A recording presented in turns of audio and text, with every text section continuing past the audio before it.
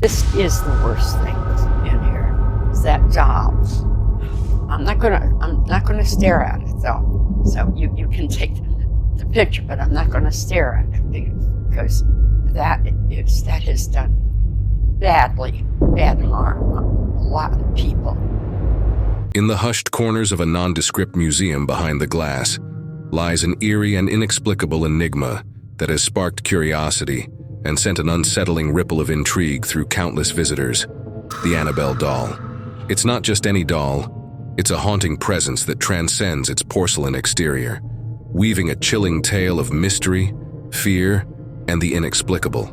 With its unassuming gaze and a history steeped in the uncanny, this seemingly innocent doll holds a story that delves deep into the realms of the supernatural, leaving those who dare to encounter it both captivated and deeply unsettled.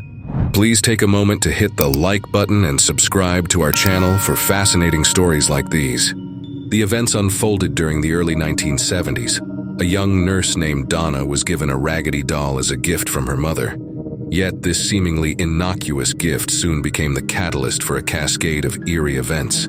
The doll gave Donna and her roommate nightmares and scared other people who thought it was just an ordinary doll. Late at night, when everything was quiet and dark, Donna and her roommate Angie felt a strange, scary feeling in their small apartment. The place that used to be familiar now seemed unusual and unnerving. A tangible heaviness enveloped the air, hinting at a lingering, unseen presence. Donna, feeling uneasy and unable to sleep well, found herself awake most of the night. She couldn't stop thinking about the doll, which used to have a cute face, but now looked like it had an evil grin. It seemed as if the doll's painted smile had changed, and its cheeks looked creepy in the dim light from the moon through the window. Night after night, as they lay in their beds, the silence of the apartment would be shattered by the sound of inexplicable creaking and scratching, emanating from the direction of the doll's resting place.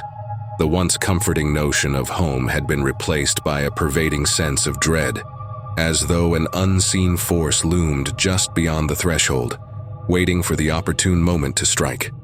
Donna and her roommate Angie would place the doll in a certain spot, only to discover it in a different position upon their return.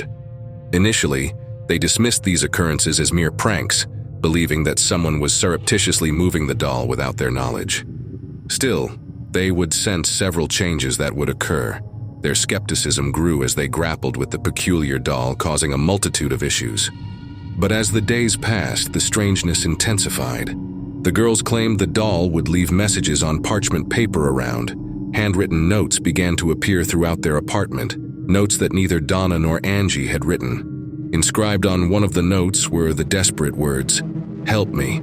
These mysterious messages carried cryptic warnings and hints of evil.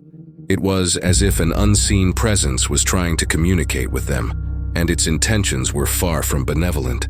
The situation took a sinister turn when Donna and Angie stumbled upon the doll, smeared with a substance that appeared to be blood. The women were overcome with fear as this revelation sent shockwaves through them. There was no rational explanation for the source of the blood-like substance. No one had suffered any injuries or wounds, leaving them utterly perplexed and terrified. As if these events weren't unsettling enough, the malevolence lurking within the Annabelle doll took a physical and violent turn. One night, a male friend of Donna's was subjected to a horrifying and unexplained attack. He claimed that the doll had come to life, moving independently, and had scratched him severely. Deep, painful wounds marred his body, and the psychological trauma was just as profound. He awoke to the sensation of icy fingers tracing a chilling path down the length of his spine. Paralyzed with fear, he dared not move. His breath caught in his throat as he strained to discern the source of the haunting presence that enveloped him. Through the inky darkness, he could make out the faint silhouette of the doll, its form looming ominously at the foot of the bed. Its once cheerful countenance now twisted into a grotesque visage that seemed to leer at him with unfathomable malice.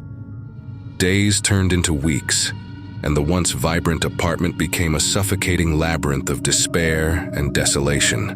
Donna and Angie's once unbreakable bond had begun to fray under the relentless strain of the doll's relentless malevolence. Their nerves frayed, and their spirits broken by the ceaseless onslaught of inexplicable phenomena. No longer able to deny the sinister nature of the doll's influence, they resolved to seek answers from sources beyond their realm of understanding. Fearing for their safety and sanity, Donna and Angie decided to seek answers. They contacted a medium to conduct a séance in the hope of understanding and possibly appeasing the restless spirit that seemed to haunt the doll. The revelations during the séance were nothing short of horrifying.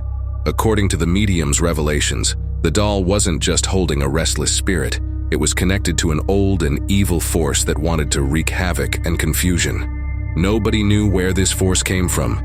Its true essence was profoundly unsettling, a mystery that eluded comprehension and struck fear into the hearts of those who encountered it.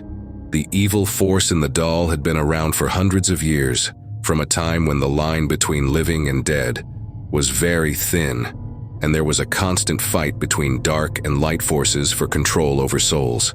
According to some accounts, the doll had a dark history, having been involved in nefarious activities in the past, from dark rituals to solemn ceremonies attempting to summon entities from the most frightful realms of the spiritual domain. The story about this force revolves around Annabelle Higgins, previously known as Janice. When she was young, she lived in a new house with other orphans under Esther and Samuel Mullins' care. The Mullins had lost their daughter, Annabelle, 12 years earlier. One day, Esther Mullins shared with the nun overseeing the orphans that she and Samuel tried to connect with their daughter through supernatural means, accidentally summoning a demon named Malthus. This demon pretended to be their deceased daughter to gain their trust. The demon requested permission to inhabit the doll, and they agreed. They later realized the entity wasn't their daughter, so they confined it in a room with the church's help. Janice discovered the doll in Annabelle's old room and unintentionally unleashed the demon. It possessed her, leading her to harm other orphans and kill Esther and Samuel. Janice escaped, leaving the doll behind. Now under Malthus's control, she adopted the name Annabelle and was taken in by the Higgins family. As Annabelle grew into her teenage years, she fled and joined an unidentified group. Though her parents and neighbors suspected she associated with hippies, she joined a satanic cult called the Disciples of the Ram. There, she amplified the demon's power and influenced another cultist into being her boyfriend. After 2 years, Annabelle returned home with her boyfriend and committed the terrible act of murdering her parents. Alert neighbors Mia and John Form witnessed the scene and quickly alerted the police. The killers invaded their house and attacked them, resulting in severe injuries. Annabelle locked herself in the nursery with the doll she was connected to in the past. The police arrived, leading to a confrontation that ended with Annabelle's boyfriend fatally shot. Upon entering the nursery, they found Annabelle had taken her own life, leaving a blood-drawn symbol on the wall beside her, still clutching the doll. Fearing for their safety, Donna and Angie sought help from Ed and Lorraine Warren, renowned experts in the supernatural. They were desperate and turned to them to escape the evil threatening their lives. The Warrens, experienced in facing supernatural phenomena, arrived at the haunted apartment. They entered with determination, feeling an eerie atmosphere thick with otherworldly energy. Despite this unsettling feeling, they began a thorough investigation, finely attuned to the faint signs of malevolent forces lingering in the walls. Through their investigation, the Warrens unearthed a long history of dark occurrences in the apartment, entwined with the lives of its inhabitants. The doll was just a small sign of a larger, more menacing evil, attempting to seize control. In a decisive confrontation that seemed to merge the physical and supernatural realms, the Warrens faced the malevolent force entangled with the doll. This sinister force had aimed to corrupt and consume the souls of the living. Drawing from their wealth of experience, they imprisoned the doll in a specially made glass case containing the once rampant malevolent energy. The doll was now locked inside the glass case. The apartment suddenly became quiet. It seemed as though even the walls experienced a sense of relief.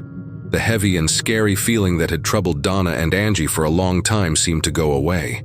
The evil energy that had been bothering them was now trapped inside the glass box.